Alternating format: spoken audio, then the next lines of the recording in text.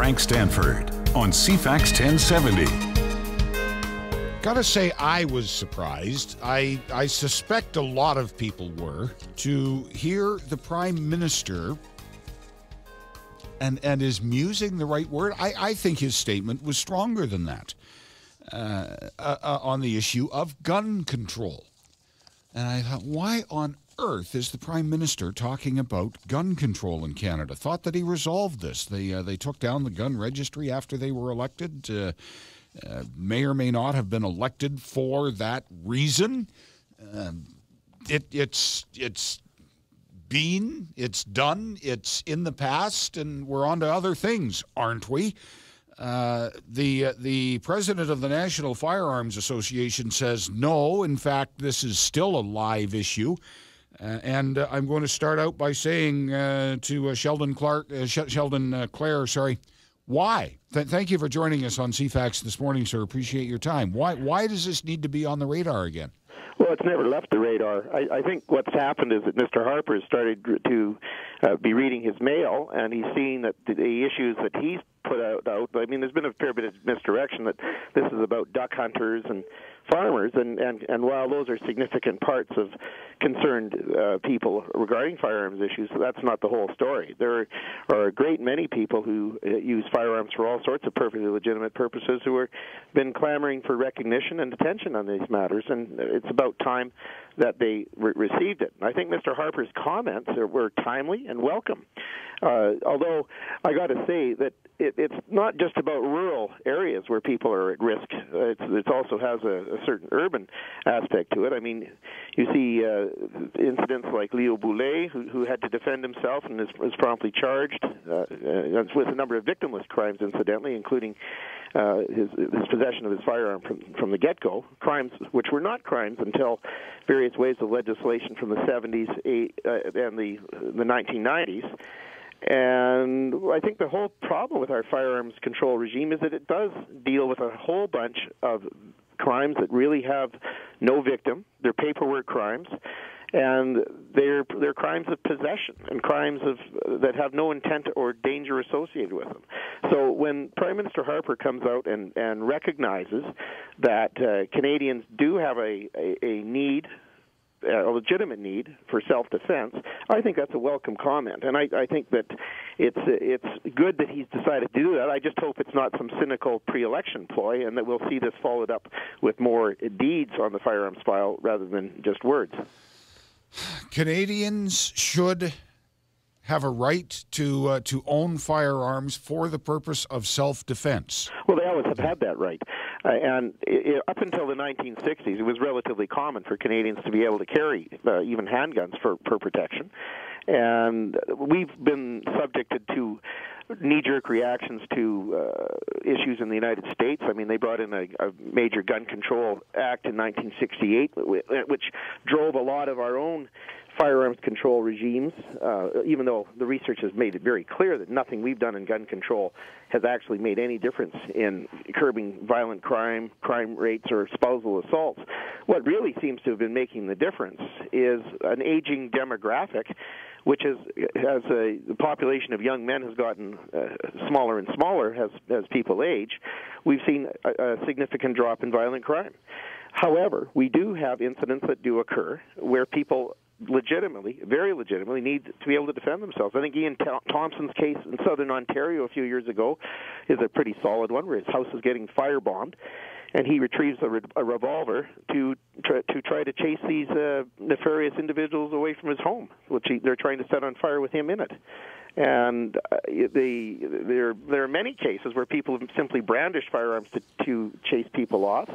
There's a young fellow in the prairies who used one of his mother's firearms to chase some people away from their farmstead and their homestead. And I mean, this is not uncommon in Canada. What is really refreshing is to see that the Prime Minister is starting to recognize that this is a significant issue that affects a large number of people, and he's quite rightly pandering to folks that would probably be voting for him. All right. So, we could go a couple of different directions here. I want to ask you both these questions, and I'm trying to decide which one first. If if the law already recognizes, and you say it does, why does it need to be a political issue today? Well, I think it's a political issue because there's a lot of confusion out there about what the law does, and there are still a lot of victimless offenses.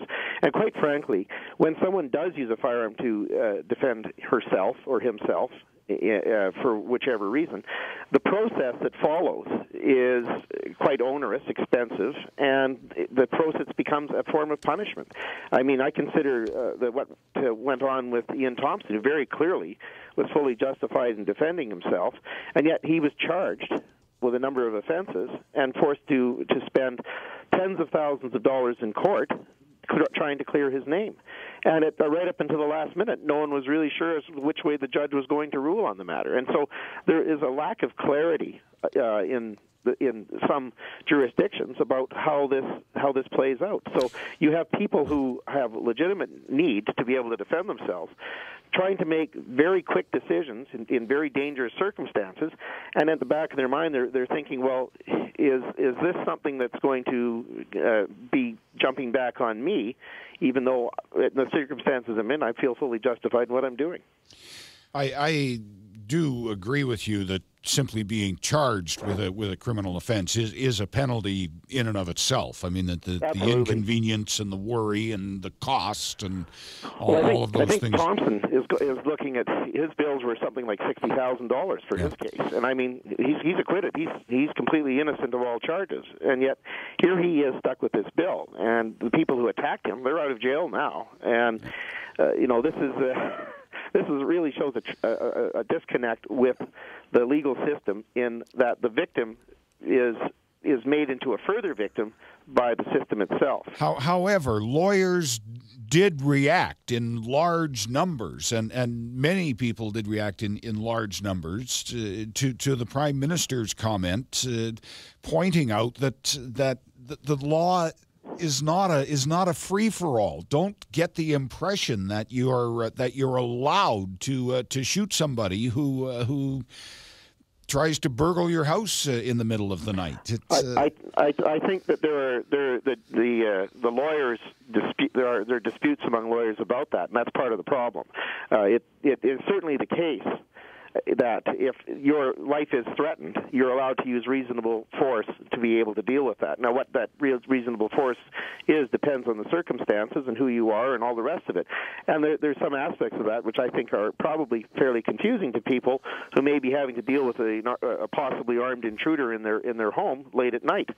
So when you wake up in the middle of the night and you're confronting some burly drug addict who's attempting to loot your home and is prepared to take life to do it, the means that person has of taking life and your means of having to defend yourself and your family may have a bit of disparity associated with them, and that disparity is what ends up being discussed in court rather than why is this guy in your home at all. Yeah.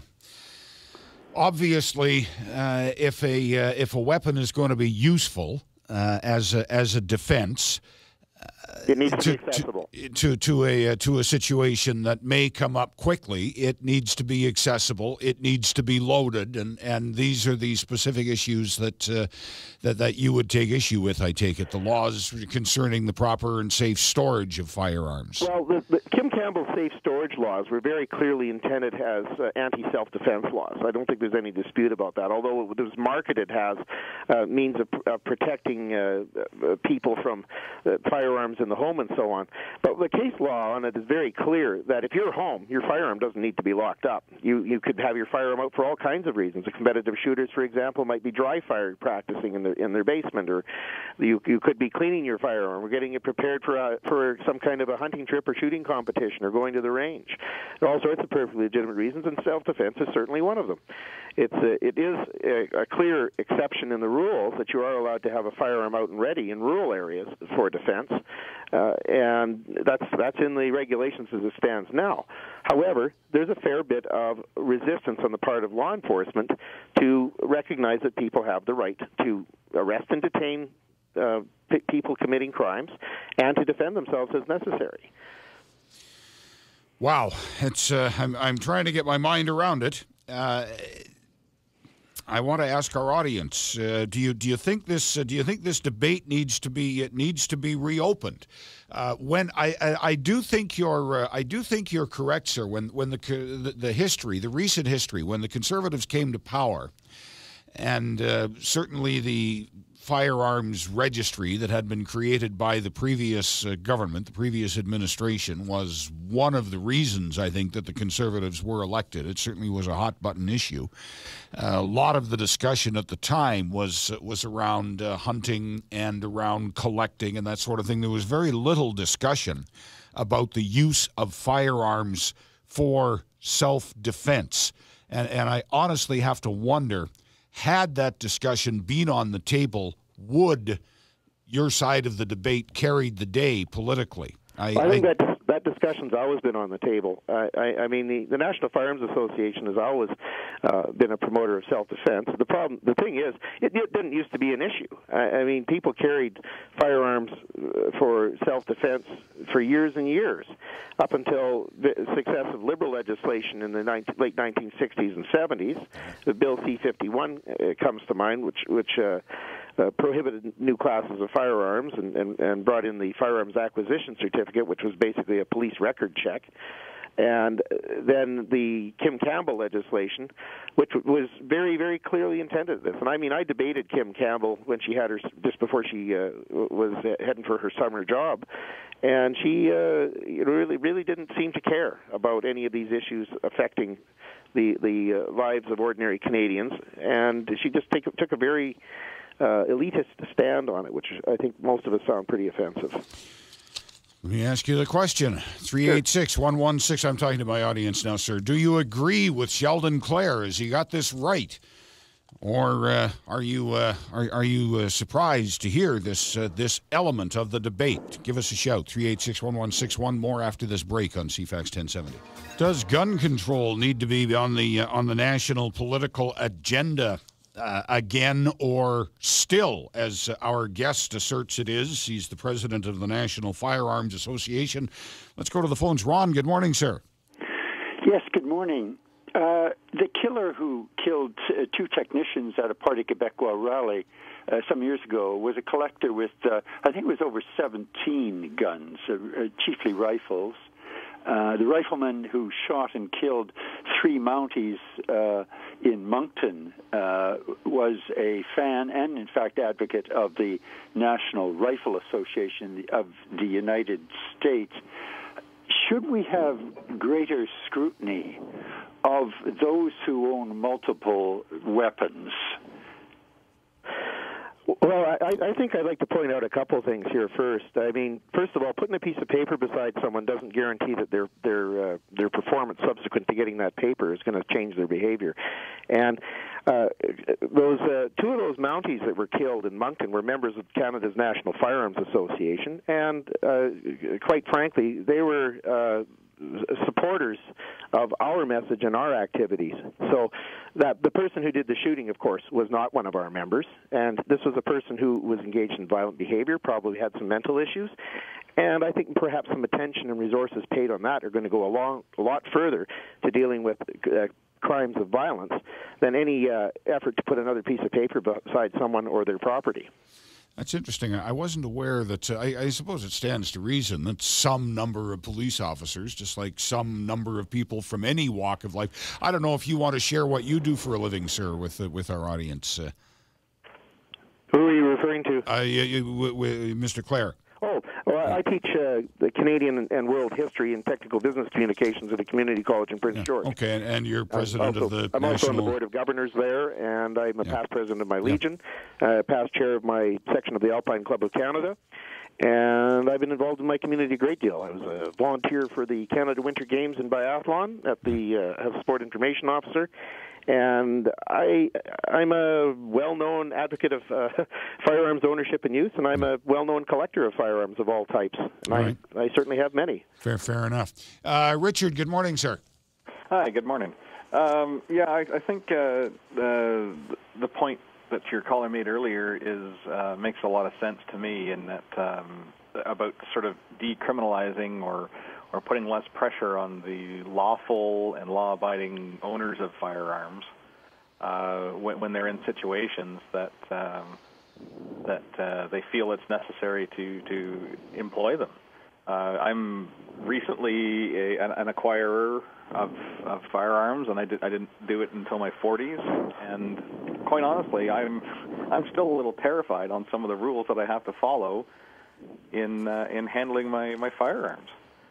I mean, one of the rules states that drives me crazy is that if I deviate between my house, as the crow flies between my house and the range, I could be charged criminally for having a firearm in my vehicle.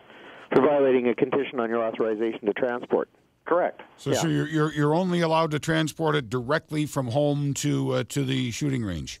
In the most direct path. So if I deviate to pick my brother up to visit the range so we can carpool, technically I could be charged. Yeah. I mean, to me that's just insane. There's a whole bunch of aspects to this very complex series of laws which do put ordinary people at risk of criminal liability for victimless paperwork types of offenses. And we're optimistic, we're hopeful that the government is going to be looking at modifications to its Bill C-42 on the matter. The NFA has certainly put some feedback into that, and we're hoping that our suggestions will be reviewed with good critical minds and taken seriously, and that they would hopefully clear up some of those sorts of issues. Richard, I want to give somebody else a chance here. I thank you for your call, sir. Thank you. Have a good day. Michael, good morning. Yes, good morning. I think it's all the question of criminalization, as the gentleman prior to me spoke, because going by the example you brought, when you wake up in the middle of the night and you find somebody in your bedroom, the bad guy who is there, trust me, he hasn't registered his firearm. It's just innocent people, regular citizens, who should, frankly, have the fundamental right to defend themselves. They're being turned into criminals, as I know quite a few people who have been charged simply because of firearm possession. Yeah. And as the gentleman mentioned, some of the laws are draconian. They definitely need to be looked into. The criminals, the bad guys, they carry weapons. All right. The police, the authorities, they carry weapons. I think the power has been taken away from the people. Yeah, one of the worst parts of the criminal code is the fact that the simple possession of a firearm is deemed to be a criminal offense, and the only defense to that charge is to have the government-issued license. And that's something that was brought in Bill C-68 by the Liberal government, and it's one of the most insidious and offensive aspects of our current legislation, that the simple, innocent possession of a firearm has been made into a crime, something that was never an offense for most of Canada's existence. Michael, I thank you for the call, sir. Tell me or comment on this, if you would, Mr. Clare. Now, the Harper Conservatives were obviously friendly to your cause at the time that they repealed the firearms registry. I mean, why didn't they go far enough? Why did they not understand the issue completely? What? I think it was political. I think this was a political expediency choice they made. The parsing out of repeal C-68 into repealing the firearms registry was a choice they made after the merger with the Progressive Conservative Party, when the Canadian Alliance, Reform Alliance, and everything, and the Dog's Breakfast of political movements all got together there and formed the current Conservative Party, and both of those parties had said they were willing to repeal C-68. Peter MacKay is on record of having said so. Harper was certainly on record as having said C-68 was bad law. But somehow, despite the exhortations of the party membership and concerned firearms owners across Canada, this got parsed into not repealing C-68, but just let's get rid of the registry. That'll make most of these people go away, and that'll be the end of it, and we'll be all done, and they'll be happy. Well, what they didn't realize is that firearms owners are critical thinkers, and they realized very quickly that that's not what they had supported, what they wanted, and it wasn't the worst part of the Firearms Act. Cynics now, I'm sorry to interrupt you, sir, but we've only got about 1 minute left. Cynics now say that the reason the Prime Minister has put this back on the table right now is specifically as a fundraising effort to build the war chest for the election this fall. He knows that you're a large pool of supporters, and this is a place to go for checks. Well, I think that that's probably it's a bit cynical, but probably reasonably accurate. At the same time, I think that the firearms owning public is very concerned about the stated comments by the various opposition parties about what they would do with firearms legislation, and of course, when you look at the options, the conservative option appears to be less unfriendly than the others, and hopefully, Mr. Harper's comments will transform into something solid and meaty, and there'll be something that the firearms owning public can really get behind. But it's got to be deeds, not just words. Sheldon Clare, I thank you very much for your time with us on CFAX this morning. Good morning. Thank you.